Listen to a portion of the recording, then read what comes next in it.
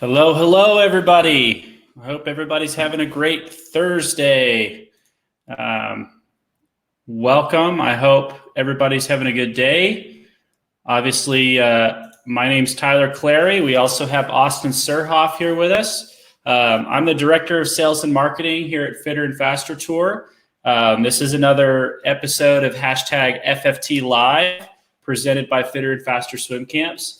Today, we're going to be talking about the 200 IM, the 200 medley. Before we get into it, I'd love to hear from everybody in the chat. Let us know what swim team you're from, and I actually want to know which state you're in. I'd really be curious to know what state you're in. And actually, if we have anybody that's here from outside of the United States, I'd love to hear that too. Real quick before we get started, though, if I see anybody that's spamming, I will ban you. Don't think I won't, because I will. And we're actually going to close down the chat after a couple of minutes just to make sure that we can focus on the great presentation that Austin's put together for us. So it looks like, man, we have people from everywhere. This is awesome. We're happy to have you here. While all of these responses are coming in, Austin, tell us a little bit about yourself. Where are you from? Tell us about your upbringing as a swimmer, your national level experience, where you went to college. Just go for it. Sure. Before I launch into that, I got two things to say to everybody. Number one, seriously, don't mess with Tyler with spamming the chat. He is a computer scientist by trade, so he is very good at computers and stuff like that, way better than me. So just don't mess with him. Let's just have fun and learn something about the 2IM tonight. Number two, shout out to everyone that's typing in Maryland right now. I am currently in a basement in downtown Baltimore. And that leads into a little bit about me. I grew up in Baltimore County, about 30 minutes north of the city. I grew up swimming for the North Baltimore Aquatic Club. And I think I was a pretty good swimmer at every level that I reached. In high school, I was a 3-time member of the U.S. national junior team. On the college level, I was a 2-time NCAA champion and a 9-time All-American. On the national level, I was a 3-time U.S. national team member and a 2-time Olympic trials finalist. I was 4th in 2012 in the 200 IM, which is what we're going to talk about today. And then on the international level, I represented the United States for the World University Games team in 2011 and 2013. And I was also top 20 in the world in the 200 IM, I believe, twice in my career. So all those things happen with the 200 IM. It's my favorite event. It was my best event. It's the event that I won NCAAs in. So Fitter Faster asked me to come in and talk a little bit about it. The way that we're going to approach it today is we're not necessarily going to be talking about technique of each stroke, because obviously the IM is all 4 strokes. If you want specific stroke technique about fly, back, breast, or free, I would suggest attending one of those webinars. What today is going to be is very specific details about the IM from someone who has thought a lot about the IM, both as a swimmer and as a coach. I am now a coach at the Johns Hopkins University in Baltimore, Maryland, and I coach our breaststroke group, and a lot of them are our IMers. So I coach IM, I've swam IM, and it's my favorite thing to think and talk about. So I'm really excited to go over everything with you guys today. Well, and we're going to do a little. Go ahead, Tyler. We're going to do a little interactive thing at the end, right, with some Q&A. Yep. So after our presentation, y'all, I'll open the chat back up, and we'll be able to take questions from everybody. So make sure you stay until the end if you have any questions that you'd like to ask us. And also, I saw a question come across about the giveaway that we're doing later this week. It's actually being announced tomorrow. It's not too late to get in on the giveaway. We're actually going to be giving away 3 gift cards. We originally announced earlier this week that it was going to be 1 gift card. We're actually going to be announcing 3 gift card giveaways, okay? What you need to do is you need to find this post on our Instagram account. It's Fitter and Faster Swim Tour. So you need to go to this post and read. Of course, David Arluck's calling me right now while I'm in the middle of a webinar. You need to read that post, and I'm going to show it again. It's this one. And there are some instructions in the caption of the post in order to be able to enter. Also, the gift cards that we're giving away tomorrow are going to be based on the number of people that we have during the endless pool freestyle demonstration that I'm going to be doing tomorrow. So for example, if we have 700 people show up for the webinar tomorrow, we're going to give away 3 $70 gift cards. If we have 1,000 people show up for the webinar tomorrow, we're going to give away 3 $100 gift cards. Does that make sense? So make sure you follow the instructions within those. Pedro Tavares, you're being banned, my friend.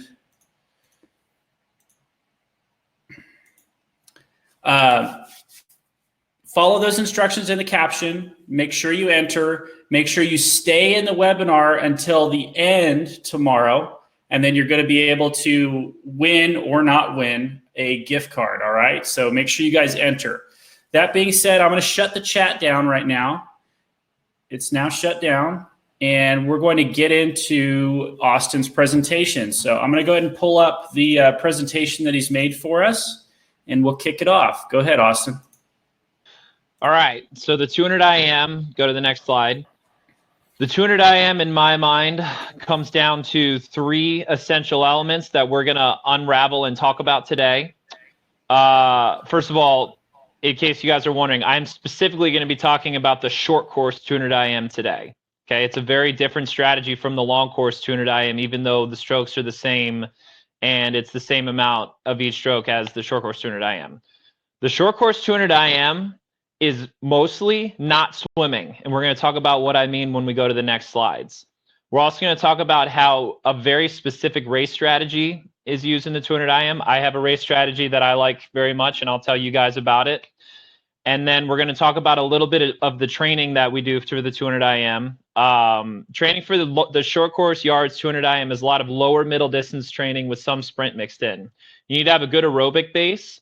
But you also need to be a very aerobic and fast person. A lot of the best 200 IMers short course are also some of the best at sprinting on their team as well. They just happen to also have a really good aerobic base, and they happen to be pretty good at all 4 strokes. So before we move forward, another thing to know about the IM, nobody is perfect at all 4 strokes, but you got to at least be able to do all 4 strokes pretty well to be one of the best 200 IMers. Tyler was a 200 IMer, I was a 200 IMer. And neither of us really have our very, very, very best stroke. We're not perfect at all 4 strokes, but we were really, really, really good at 4 strokes. And that adds up to a great IM. So keep that in mind when you're swimming in practice. If you want to be an IMer, you have to always be thinking about your technique because you use all of it all the time in your races. You can go to the next slide. And that's one of the beauties about being an IMer is that it's oftentimes the best all-around swimmer that ends up winning. That's one thing I love about being an IMer. But I feel like one thing to clarify, Austin was much better than I at the 200 IM, and I felt like I was more of a 400 IMer. So, Austin's definitely more the expert here at the 200 IM. I personally couldn't sprint to save my life, and I felt like the 200 IM was just like a controlled sprint in all 4 different strokes the whole time. So I'm actually really interested to hear how he breaks down the 200 IMs. Go ahead. Sure. So the first part of the not swimming in the 200 IM is the underwaters. We all know the underwaters is the 5th stroke, as you can see on the slide. And underwaters are the great equalizer in swimming, okay? And what I mean by that is nobody is great at all 4 strokes. But if you're a great underwater swimmer, then over half of your short course race is underwater anyway, and it doesn't matter what stroke it is, okay?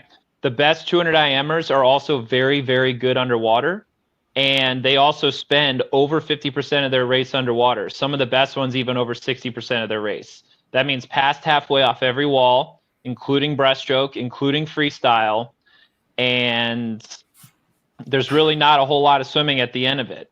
So Tyler, if you could click the link, this is the 2019 NCAA 200 IM.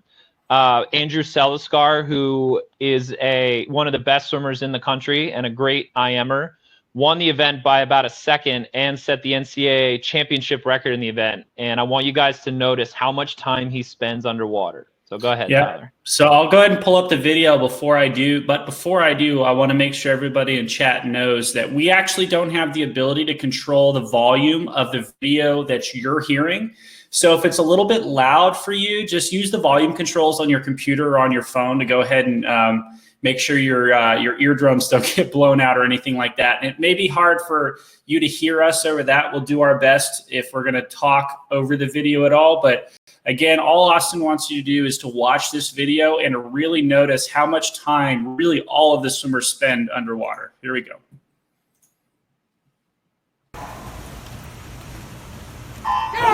Look for the yellow cap in lane 4. Yellow cap, lane 4. Is there a mouse over you can do, Tyler, or is that not a thing? So if you can count the lanes out, at the very top of your screen is lane 1. Under that is lane 2, 3, and 4, so on and so forth. So Andrew Celiscar just touched the wall.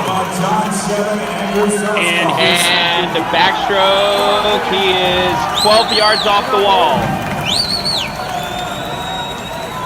He's turning now with the yellow cap. And he is past halfway off the wall. We're at about 55% of the race underwater.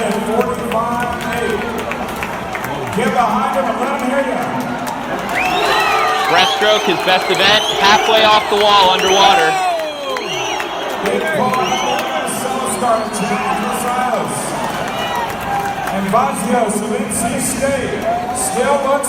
Second 25 of breaststroke, halfway underwater.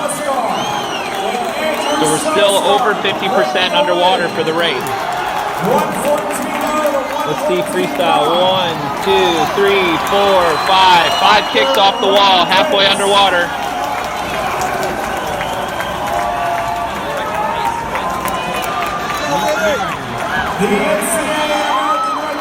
Seven kicks off the wall.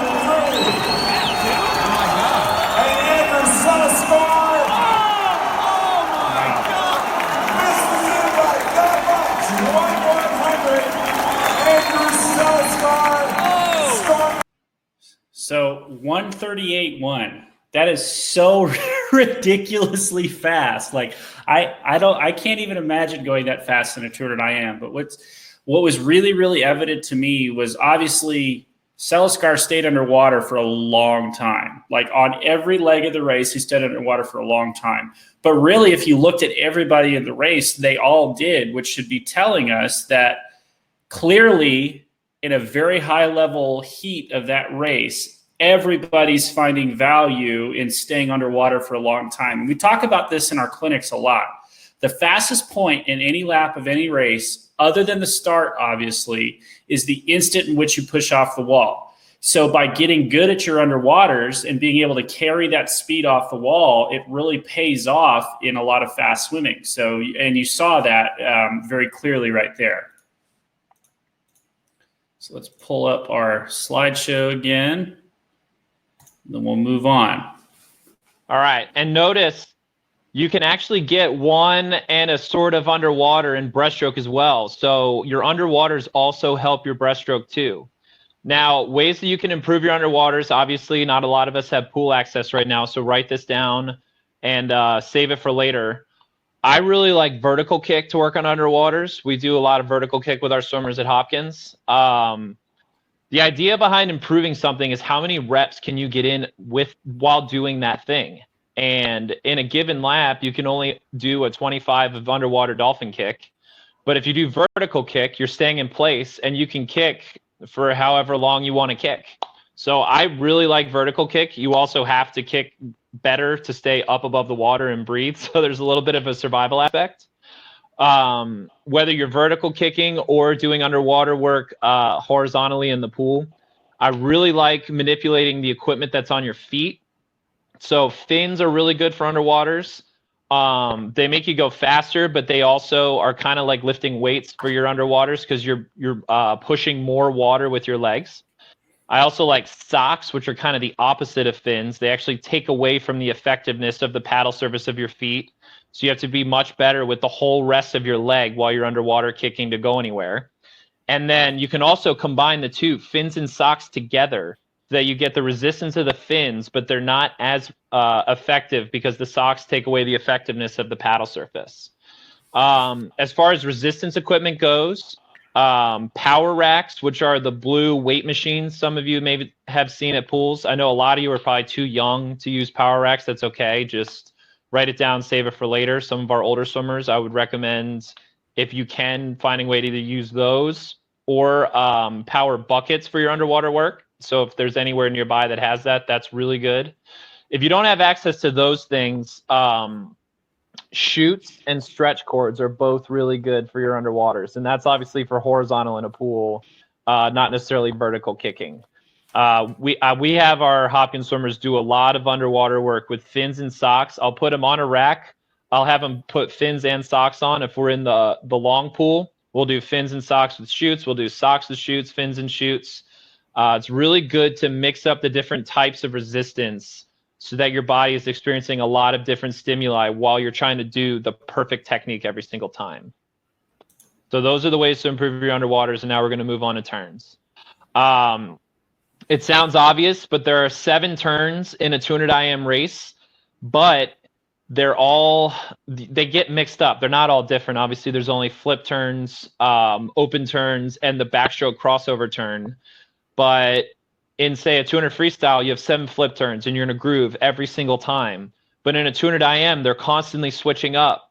So your turn technique has to be perfect because you're not going to get another chance off the next wall to do the same thing and improve it, right? So secondly, being good at all turns is good in the IM because we're obviously mixing them up. It's another aspect that is completely independent of the actual swimming. So like I said, the underwaters are about 50 to 55% of a great IM. And then the amount of time that it takes to do the turns, we're talking about 60, 62, 63% of the race that is just turns and underwaters, okay? Over, what is that, Tyler, 2/3? About 2/3 of the race is either turns or underwaters, okay? And then the rest of that is swimming. And that's why I decided to focus on those specific things today. So let's watch an example. We're going to watch me in my best 200 IM swim in 2013. I was 4th at the NCAA championships. To give perspective to how things get faster in swimming, I was the NCAA champion in 2010 with a 142.9. 2013, I was 4th, and I dropped a half second, and the guy that won beat me by over a second. He was 141.1, I believe. And then Andrew Stellaskar in 2019 was 4 seconds faster, 4.5 seconds faster, almost 5 seconds faster than my NCAA championship winning time in 2010, with a 138.1. And a big part of why he was so much better than both myself, the people in the heat you're about to see, is because of his underwaters and his turns. People got so much better at the details, and they realized I got to be strong and I got to be sprinty to be a good 200 IMer, along with being good at all 4 strokes, along with having a good aerobic base. Okay, so let's watch some of this 2013 video. I want you to notice my second butterfly turn. You can skip forward. All right, I am the one that's bent over already. I'm in lane 5. Black cap. I have the black cap on. I'm the really pale guy. This is actually at the University of Michigan pool. So the NCAA champion in this race, David Nolan, is the one in lane 6. He has a white cap on, and notice he goes way further underwater. Now watch this turn. It's terrible. Very close at the 50. It is Richard of Michigan, lane 8 at 22-2, followed by Schumacher of Florida. Pretty quick pace there at the 50. We'll check as All right, that was the only thing I wanted to show. We can cut it, Tyler. very good out there. Now, I ended up getting 4th in that race because I had the fastest freestyle split in the field. I was very proud of that. But if you guys want to watch the rest of that race, it's 2013 NCAA 200 IM. David Nolan was the NCAA champ in that, and he's probably the second best short course 200 IMer ever. And it's because he's very good at underwaters. Where was that meet, Austin? That was at IUPUI in Indianapolis, a legendary pool. Oh, it looks so. I don't know why. Earlier when I was watching the video, I even said it and made myself look like an idiot. I thought it was at the Michigan pool, and I was like, wait, I don't think they can have NC2As at Michigan, but it looked so much like the Michigan pool. Shows you how long it's been since I've been there, I guess. It's been a long time for me too, Tyler. All right, 2 ways to improve your turns. These are very basic drills you can do. If you could click the open turn link, and before you do, Tyler, this drill is more of a visual and a concept. If you decide to actually try this drill, I advise extreme caution. Please don't hurt yourself, but it's just a way to think about your open turns. Okay, so go ahead, Tyler. So Chloe Sutton, probably our best clinician, is going to demonstrate this. Hi everybody, I'm Chloe Sutton with the Fitter and Faster Swim Tour, and today I'm bringing you a new YouTube video on open turns. So open turns are the turns that you do in butterfly and breaststroke races.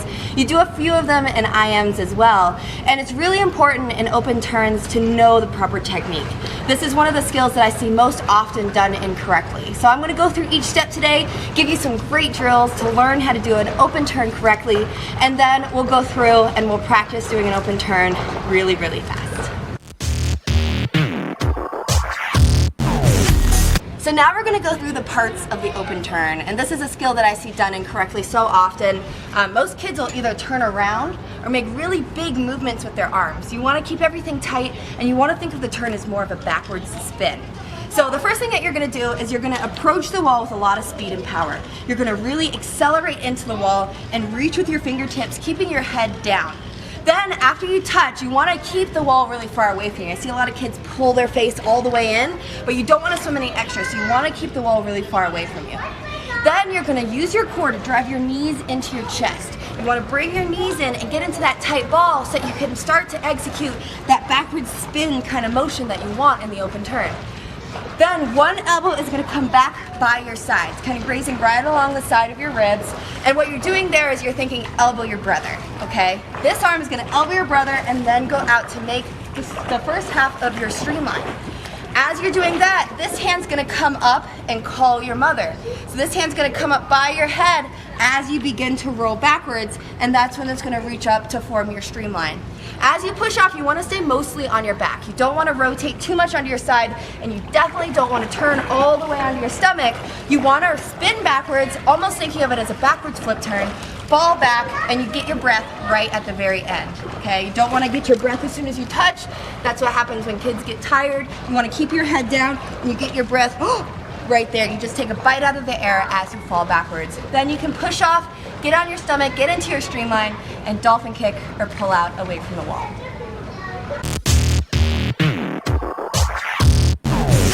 Yo, The once first drill is the a chair back drill flip. is To get shown, you used to thinking of the open turn as a backward spin. All you'll do is lay in the water with your arms extended, and then you'll drive your knees and I do this at a lot of my clinics, you guys. I have to kids do initiate a turns backwards without flip. the wall. Try It's a see good if way you to can go feel your all body's the way motion. around underwater. Now we're Generate going to build an open generate turn. the spin For and the these next rotation series of the drills, turn you're gonna without start the wall, by kicking and with then your do arms it without extended. swimming into This the wall. first one, all you're doing is driving your knees into your chest and putting them against the wall while keeping your chin tucked. And the point Now of those we're two going to add drills in is elbow feeling your how much you brother. use your Do the knees same on a drill good as the open last turn. one, but this Really time, drive your drive knees up one into your elbow chest. back behind you, down by your ribs. Lastly, we're going to call your mother. Do the same drill, but this time, after you elbow your brother, drive one elbow up by your ear like you're making a phone call.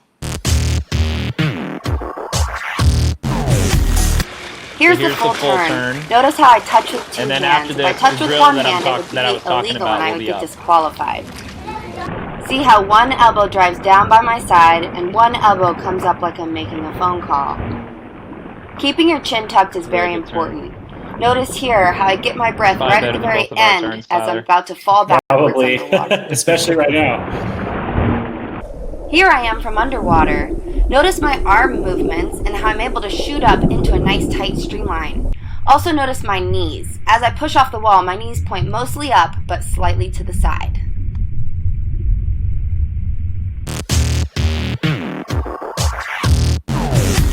Okay, this is one the of my drill I was favorite talking drills about. where This you is the can one I test said out to use how caution tight your for. open turn is. I Keep call your this head threading the needle. See if you under can keep your a chair, head down, and the your idea arms is you enclosed, stay and your balled knees up pointed as you up turn so that you don't run rotate into way the faster. legs or the Because a seats smaller of the ball chair. rotates faster than a bigger ball. There you go. That's it. All right. Very good. Very good. And then the flip turn, there's one simple drill that Chloe does a short example of, but it's basically the same thing we saw in the open turns, which is ghost turns.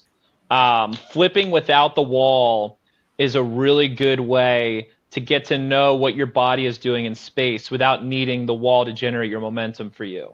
Okay, so go ahead and go to the flip turn thing, Tyler. As soon as she does the one flip, we'll close out. Hey everybody, I'm Chloe Sutton and I'm here in Madison, New Jersey doing a Fitter and Faster tour. And this is your Swim Tip Tuesday presented by SwimOutlet.com. So today we're going to work on our flip turns a little bit. You want to try to get in as small of a ball as possible so that you spend as little time on those turns as you can. You want to get those feet over quick, knees to your chest, and get going the opposite direction. So a great drill for that is to take a couple of strokes pretty quick, flip as fast as you can, and then get right back into your freestyle. You can do 25s like this where you do a flip in the middle of the pool and time yourself and see if you can get faster day by day. So here's what it looks like.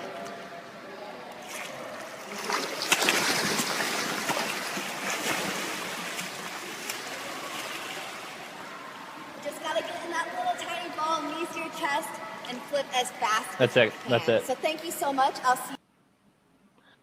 So the way to get better at flip turns and open turns is feeling the power that your knees generate in both types of turns, okay?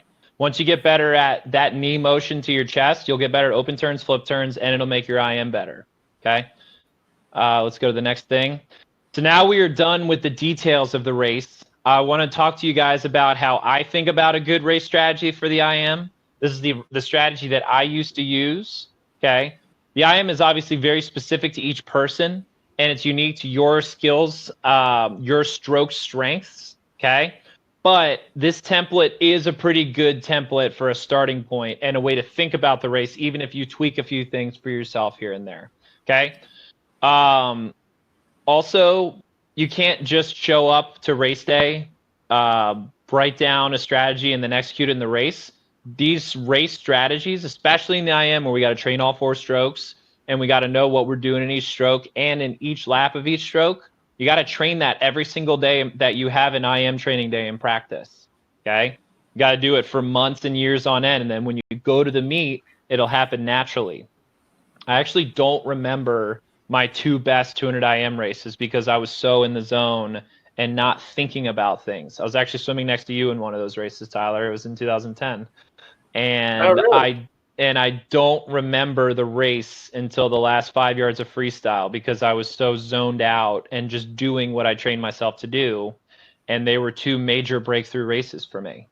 So let's go for overall strategy for the race itself, the ways to think about the 200 IM as a whole. Go ahead. Number 1 is the negative split each stroke. Now, negative split means the second part is faster than the first part. I think most of us know that already. And you're not necessarily going to do that on the watch. What that means is as you move through the race, the second lap of each stroke, you should be pushing the gas more than the first lap. And generally what that'll work out to is you'll build through each stroke, okay? And you'll start out at a smooth pace and then build to a total sprint by the last 7,500 or so, 75 to 100. You're also going to start each stroke faster than the last. So we negative split the butterfly and then build to fasten the butterfly. We're going to start out the backstroke even faster and then negative split the backstroke. Then start the breaststroke even faster than negative split the breaststroke. And then by that time, we're sprinting freestyle and then super mega sprinting on the last lap of freestyle to finish the IM. Into each transitional turn, okay, so from fly to back, back to breast, breast to free, I want you to think about attacking from the flags to the wall so that you're like a crazy person and you're basically sprinting those last 5 yards into the turn. A lot of us fall into the trap of feeling this weird transition, I don't know what the word is, malaise, where we kind of zone out and think about the next stroke, and it tends to make us slow down in the turns, and then we lose all that momentum we generated by building up, okay? And the last bit is what I like to call smooth sprint. So if you watch the 200 IM, perhaps if you remember Celiscar's 200 IM from the video we watched earlier, if you don't, watch it. It's a perfectly executed race. He is smooth sprinting for the first about 125 yards of the race. What that means is he's going really, really, really fast. Okay. He goes out in 21 seconds in the 50 fly. A lot of us on here would like that for a 50 freestyle. Yeah. But he's not hammering the gas. It's about 95 to 98%, and it's smooth. He's racing with the field. He's got beautiful strokes, and then he hammers the last 25 to breaststroke into freestyle at the end. Okay, so let's go over each specific stroke strategy. So you're going to dive in, and if you want to learn more about dives, I'm sure Fitter Faster is going to be doing some dive webinars at some point. The race cannot be won in the first 50, but it can be lost. Okay, and what that means in butterfly is if you crank the first 50 too hard and you're sprinting it and you use everything you got, you're toast by freestyle. You're done. But you also can't hang back because the 200 IM is a smooth sprint. Okay, so the way I like to think about it, just race the field. Okay, there's 8 people in the pool. We're probably going to figure out about how fast we need to be going. Okay, I like to be a little bit ahead of everybody myself. Some people like to play from behind. But a good way is to be about with the field unless you know you're like way better than everybody else. Like I said, smooth sprint, but don't go slow. And go about, I like to go halfway underwater off each wall. For me, that was about 7 kicks, okay? Now, for the younger kids in here, maybe think more about the 7 kicks than the halfway because it probably takes you like 12 to 15 kicks to get to halfway, and that's way too much. But like I said, the IM is an underwater race, so getting better at your underwater, especially in flying back, is really important, okay? So halfway off each wall, and then build from the flags into the wall with those last couple strokes, attack the wall, and then get ready for backstroke. Go ahead. And before we move on, though, just to kind of hammer this point home again, like everybody that's listening to this right now, especially if you're an IM swimmer, like you need to train what you want to do at the end of the season, or what you want to do in a meet. Like you can't just expect that you're going to show up at a meet one day having not trained any underwaters at all, and that you're going to be able to go underwater to halfway or 15 meters off every wall and still have a good race. If you want to swim that way, and I think it should be everybody's goal to swim that way in a meet, you have to make sure you're training it. And Austin kind of alluded to this earlier. The reason why we train is so that our brain understands what we want it to do in the middle of a race. If we train without thinking about the details and by only going 1 kick off the wall, our brain is going to think, okay, well, it's race time. I'm just going to do what I've been doing in practice this whole time. But if you program your brain to do 7 or 8 dolphin kicks off of every wall and have a really good, really fast, really long underwater pull out for your breaststroke, that's what you're going to be more likely to do in the middle of a race when the pressure's on. So we'll move on, but just a super important point. Train the way you want to race. Excellent point. Backstroke. The main focus in backstroke is tempo. Now, what that means is how fast your arms are moving and how fast you're taking every stroke. It's not necessarily your time, it's how fast you're taking your strokes. Now, the way to think about your backstroke in the IM is it should be faster than your 200 back pace, which means it's faster than your 200 back tempo. You should be moving your arms pretty good to start the lap. I take 7 kicks off each wall, just like butterfly. And as far as the tempo goes, start out a little under 200 back pace, and then coming back, we're building up to swinging our arms basically as fast as we can the last 5 yards into breaststroke, okay? My coach taught me that specifically because I had a very slow tempo. And when I was going to do my crossover turn that you guys see swimmers do in the IM, I would try to time out my turn, and it would slow my tempo down and everybody would go by me. So he told me do the opposite, speed your tempo up as fast as you can, and then find the wall in that last stroke. So build your tempo through the backstroke, and that's how you're going to gauge how fast your speed is, okay? Until you're basically sprinting by the end of it, like 50 back pace. As far as your kicks, can you go back? Oops, sorry. Do little fast flutter kicks the whole time. We're not churning the legs, okay? We'll get to that later in freestyle. You can't kill your legs here because you need them for breaststroke and freestyle. Do it with your arms. Do it with your tempo, okay? Now for breaststroke, we just nailed our awesome crossover turn. The key in breaststroke is patient pullouts. Okay, you're gonna be tired. You're gonna want to rush through your first pullout because you're coming out of backstroke. It's a new stroke. It's a little bit low. I'm doing breaststroke now. I got to get to the surface. It's a little freaky. Stay underwater. Rotate all the way over to your stomach. That's what you have to do for a legal pullout. And hit each checkpoint of the pullout. So hit the checkpoint where your hands are up here. Then pull down, click into place. Then pull your hands up, click into place. And be patient with all of that. And then come out of it for your first stroke. I like to do my first 2 to 3 strokes. Let's say 2 strokes smooth. And then build to pretty fast by the end of the first lap. Patient pull out, 1 to 2 smooth strokes, and then build to sprint by the end of the second lap. I learned that for myself, working with my coach, because he noticed I would come out of a pull out and I would immediately start sprinting the breaststroke because I was so nervous about the guys next to me who were good at breaststroke. Tyler knows what I'm talking about because he hates breaststrokers in the IM too. But I would be out ahead of these kids by 2-3 seconds, and then they would run me down in breaststroke, so that made me panic. And what he said was, just relax. All you need to do is do your best in breaststroke, but you also need something left for freestyle, which is your best leg. Okay? Now, I wrote here for breaststroke strategy, dolphin pull with breaststroke kick, and that's just a general technique tip for breaststroke. Breaststroke and its movement that really good breaststrokers do, you're moving your hips and your upper body just like you're doing dolphin pull. You just happen to be doing breaststroke kick from the hips down. Okay, so if you're someone who's maybe not as good at breaststroke, that's a way to think about it. So you can maybe fake it in a 200 IM and be a good enough breaststroker that your other strokes are good, that can carry you. It's also a good way to improve your breaststroke is to think about it as dolphin pull with breaststroke kick. Okay, let's move on to freestyle. Freestyle strategy, the first 25 is sprint. And then you're finding another gear on the second 25 to sprint even faster. I don't really know how to describe it any other way. That's just kind of how it happens for me.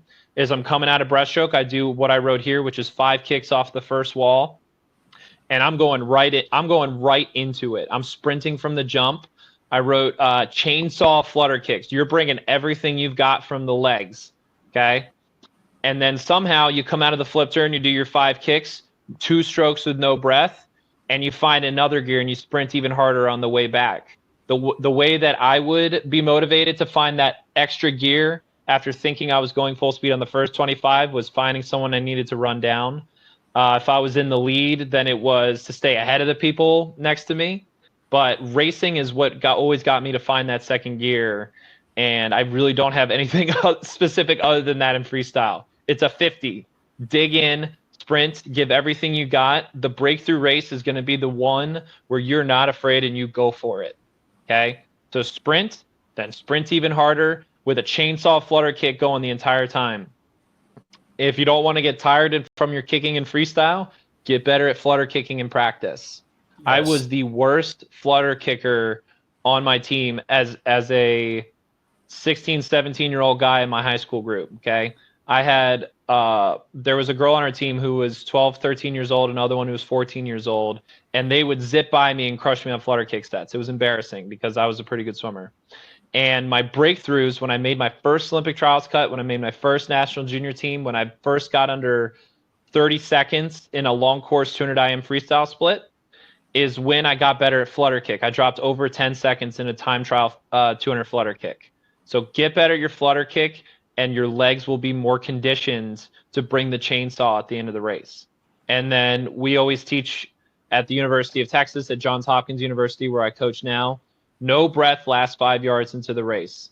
Now, it doesn't mean bury your head. You got to keep your good freestyle technique, but keep it in line and don't breathe and just swim from the flag to the wall with no breath, okay? And that's the end of the race strategy. Now we're going to just briefly go over an example set. First of all, before we get into the set, the way to think about the training for the IM, train athletic transitions. And what that means is as soon as you're done fly, you're ready to swim backstroke. There's no lag period where you got to get up to speed and adapt to the next stroke. A lot of people have trouble switching strokes and getting right into the next stroke, and they're the ones that tend to fall behind a little bit in the IM. Okay. The best IMers are athletic about it. They know the next stroke is coming. They're ready to do it. They're ready to hop right in and kick some butt as soon as the next stroke starts. Okay. So train a lot of stuff where you're switching strokes. Okay. 100 IMs, 75 back breast free, 75 fly back breast, 200 IMs, a lot of stuff where you're switching up your strokes and doing turns is really good. If you're going to do 50s, you'll see the set in a second. Switch strokes within that 50. Okay. Obviously, we're training our underwaters a lot, so that means vertical kicking, using all the equipment, all or some or any combination of the equipment I mentioned. Find a way to train at pace weekly. Okay. So, for example, for our Hopkins breaststrokers, this is obviously not IM, but it's the same concept. We did at one set every week where I had them hit 200 breast pace for 50s for at least a couple 50s, and then even go faster than that pace. So they knew their stroke count for breaststroke when they're going that fast, the effort level they were giving, how long they could sustain it for. Do the same for yourself with IM training. Find some space every week that you're training fly and back and breast and free at the 200 IM effort level. And then when you get to the race, it'll be so ingrained into your mind that it happens naturally. Okay. And a little thing, obviously this is up to your coach to write, so don't tell them that I told you to do this. But if there's ever an option to do it, free IM training is a really great way to train the aerobic part of the IM without the butterfly and hooking arms with your teammates. So if free IM is just an IM amount, so 100 to 200 to 300, 400, whatever, without butterfly. It's freestyle instead of the butterfly. So it goes free back, breast free. And it's a way for you to get in the aerobic part and learn the transitions of the IM, okay, without crushing your shoulders. Obviously, butterfly is super tiring and it's hard to do in a crowded pool. So consider that in your training moving forward. So this is a pretty basic set. It's if we were doing something at Hopkins practice, we would do something a little bit longer than this. This is about a, let's see, 350. This is an 1800 set. So this would be a main set, and there would be more stuff before and after it. We might do some underwater work before this, and then aerobic warm down where we're not breathing in freestyle after this. And so for this set, it's 3 rounds, and it starts with a 200 free IM. So like I said, that's a 50 free, 50 back, 50 breast, 50 free. You start out smooth, not really worried about what you're doing, but you get your time. On round 2, drop 3 seconds. Round 3, drop 6 seconds. And that by that point, it's a little more aerobic, and then you're really pushing it by the end and getting a nice aerobic effort in. That serves to flush you out after sprinting, the thing we're about to talk about on the previous round, and it helps you build your aerobic base and get in the rhythm of doing a 200 IM. Okay. And then the next part, 750s.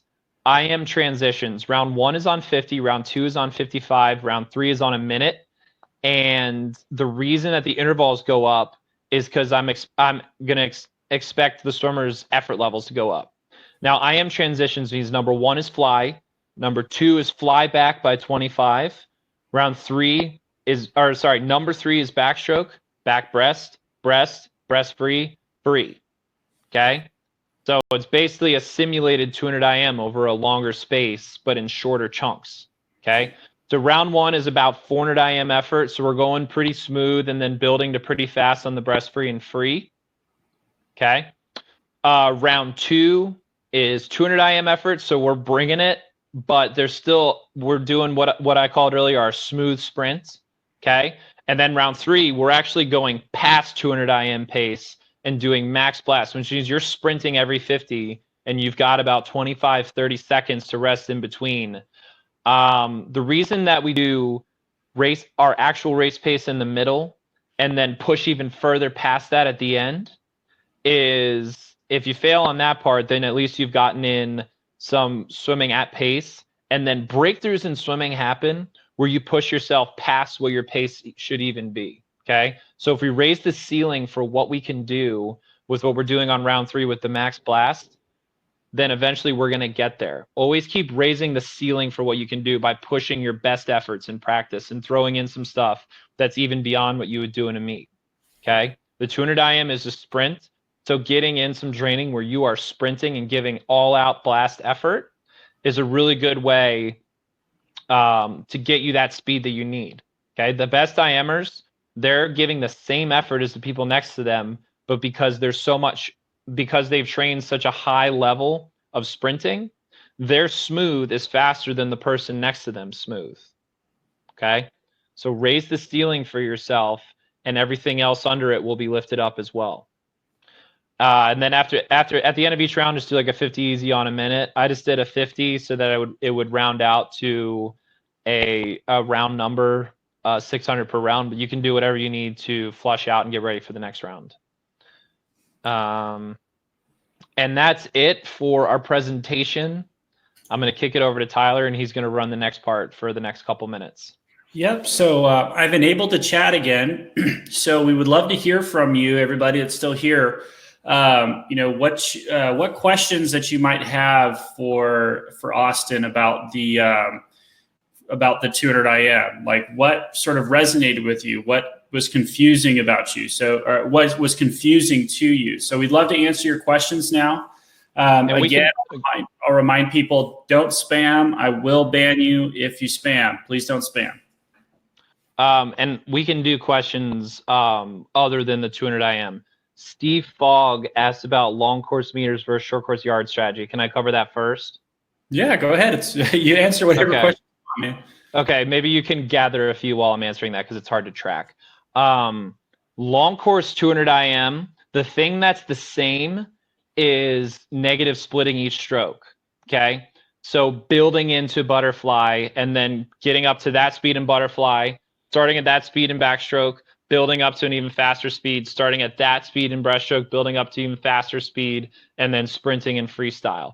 Building through a long course 200 IM is even more important, and especially in breaststroke. So I really learned my lesson when I tried to sprint the breaststroke leg from the get-go in the 200 IM.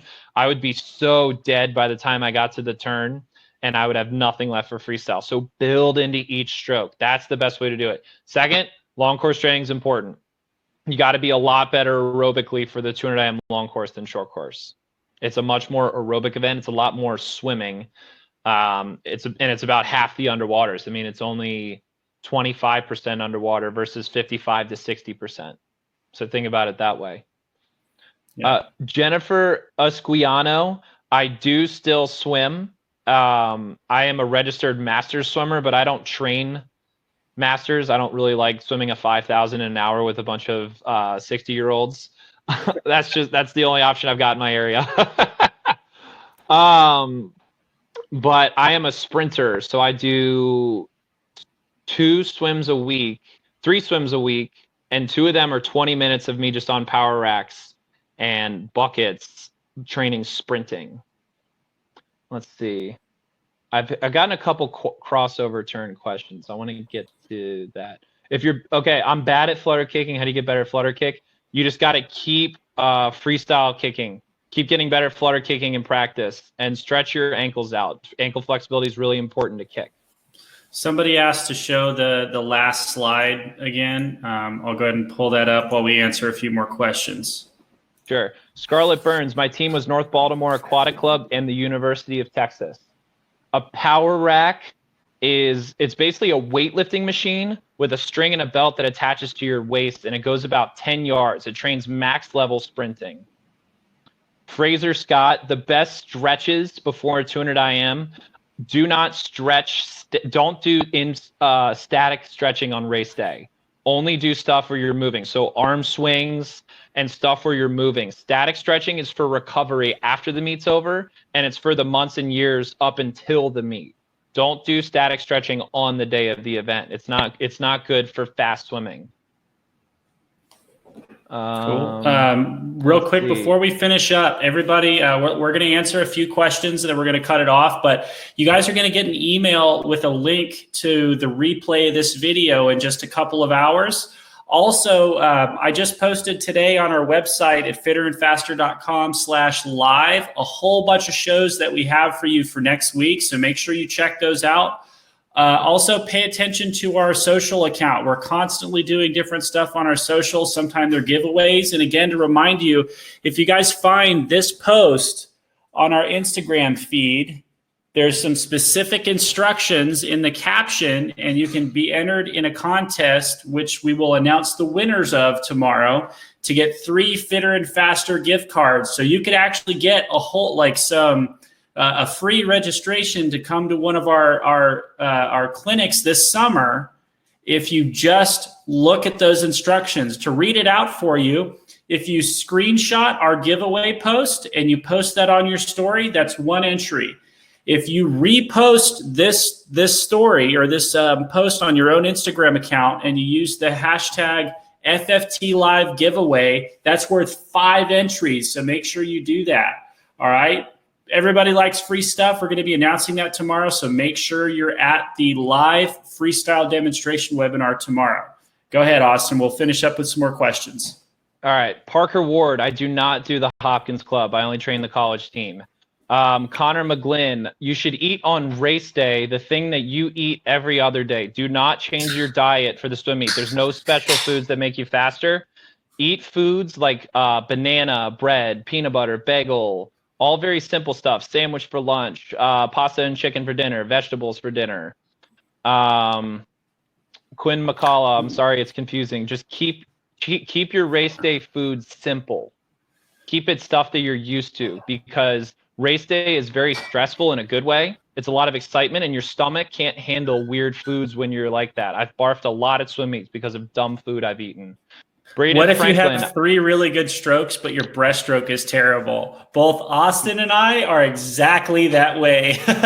Our breaststroke was our worst stroke, and it's just a matter of like just constantly trying to train that stroke, because your IM is only going to be as good as your worst stroke, right? So I often found myself training a ton of breaststroke, watching a lot of breaststroke video, trying to find a way to make it just a little bit better. Austin, what do you have to say about that?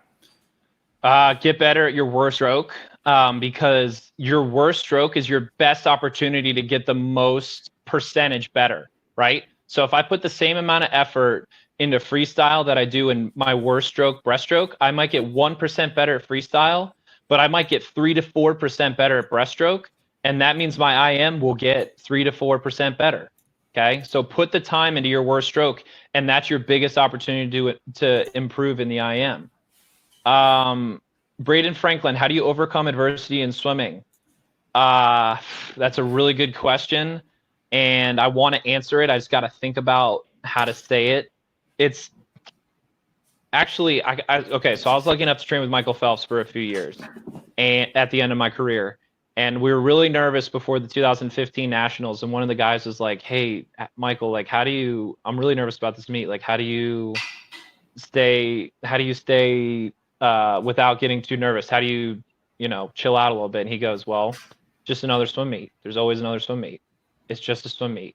And I was like, the best swimmer in the history of swimming thinks that this is just another swim meet. Maybe some perspective is good. So perspective is good. Think about a bigger picture than the one that you're seeing. If you have a bad race, see it as an opportunity to improve on the things that you did wrong in the race, because those things will then make you better next time. Okay. Every bad race is data. Okay. And every bit of adversity in your life is an opportunity to solve a puzzle to get past it. So think about it that way. Let's see what else we got.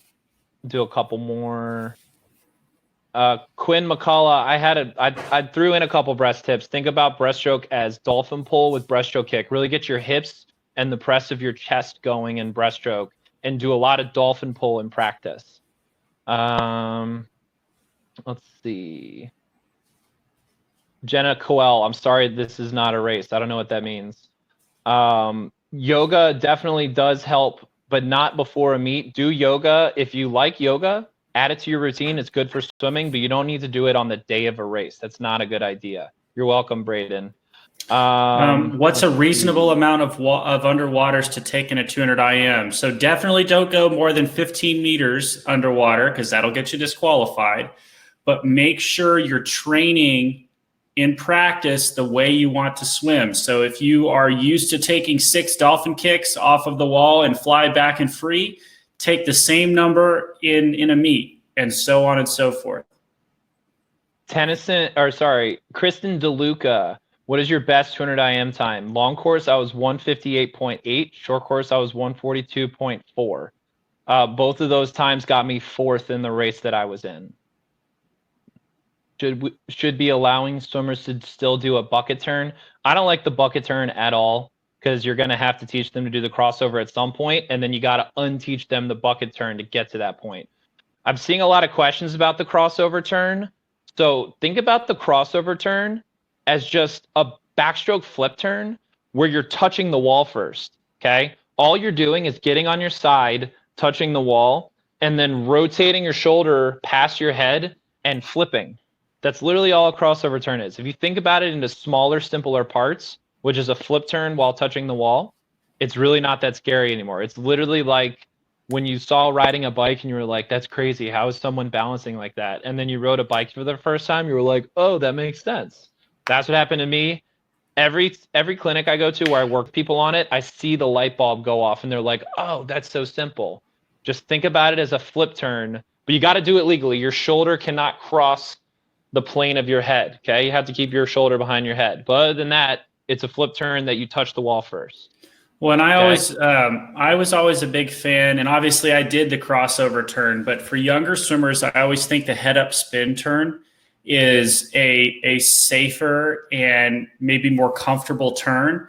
And basically, you come into the wall on your back and you touch the wall with your hand like this, and you just sit up, bring your knees to your chest and rotate around, let your feet drop in and push off the wall. And the upside to that is it's maybe a couple of tenths slower than the best crossover turn in the world, but you get to breathe, which is a huge deal. And you're much less likely to get disqualified by flipping over too far. So different ways to train that. Austin, I think you have a good point in that eventually people are going to learn the crossover turn, so the easier the better.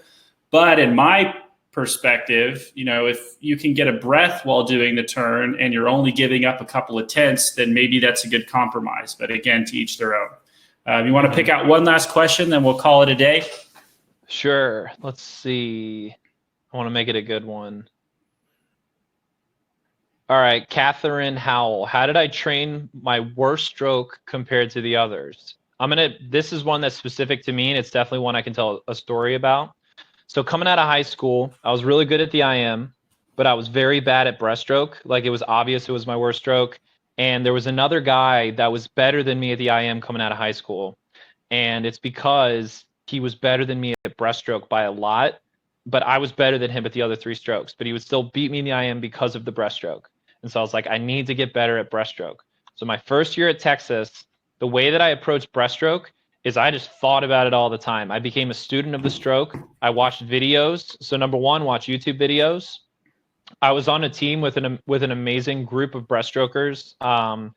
We had 3 guys on the same team that ended up top 3 in the NCAA championships in the 200 breaststroke, and 1 guy that won NCAAs. And I would just talk to them all the time about breaststroke technique and how to get myself better. I would have coaches take video of me. Okay, so watching videos, videoing yourself and getting video feedback for what you're doing is really good. And then I would also stay late after practice to do specific technique related stuff. So all 3 of those things, and then also making my strategy better for breaststroke in the race, are how I got better at breaststroke that year. And to end that story, I went from getting run down in breaststroke to winning the NCAA championships that year as a freshman in 200 IM. And I did it because my breaststroke, I dropped a second. Okay. Now the other strokes I went faster too, or no, 3 seconds. Yeah, I dropped 3 seconds in breaststroke from my senior year of high school to my freshman year of college in the breaststroke. Wow. And I did that just by using my brain. Become a student of your worst stroke. You're obviously not naturally good at it, so you need to be smart about how you do it. And I think we should wrap it up there. All right, guys. Hold on. CJ Piotrowski, what is my most embarrassing moment? We don't have time for me to talk about it, but it involves me barfing at a swim meet. And I'll leave you guys on that. All right. Well, thank you very much for that, Austin. Everybody, thank you for being here. Remember, go to that specific post on our Instagram if you want to be entered to win a free gift card, a free Fitter and Faster gift card. You're going to be emailed a replay of this. If you want to see our other replays, you can go to fitterandfaster.com/replay. If you want to see all of our upcoming events, you could go to fitterandfaster.com/live. We also have all of our webinars for next week already posted. Thank you very much to everybody who's here. Have a great rest of your day. Stay safe, stay positive, and wash your dang hands. Bye now. Peace.